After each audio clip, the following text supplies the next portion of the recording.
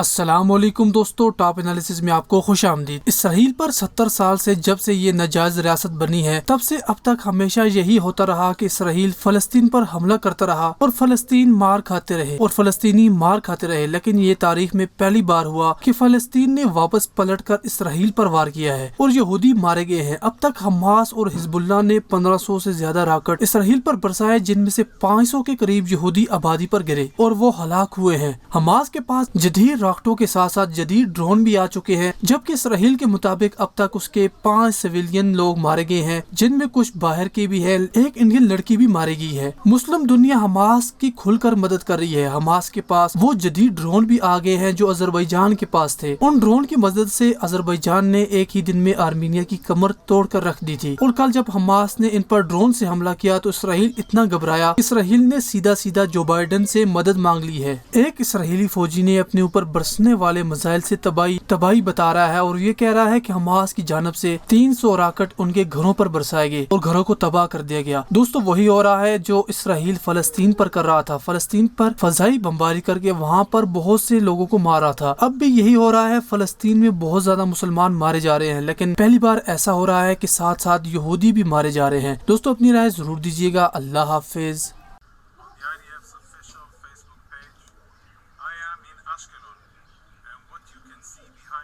Destruction that you can see behind me is a result of a rocket that was fired by Hamas from Gaza, one of more than 300 rockets that were fired over the last 24 hours.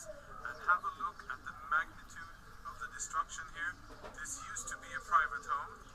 You can see what happened when the rocket impacted in the center of the house, the level of destruction around. Unfortunately, very sadly, there was an Israeli civilian living here, and she had a personal assistant, and she was an elderly lady, and that elderly lady was killed by this rocket attack, this brutal, horrible rocket attack that was done from the Gaza Strip towards Israel. Now look at this and tell me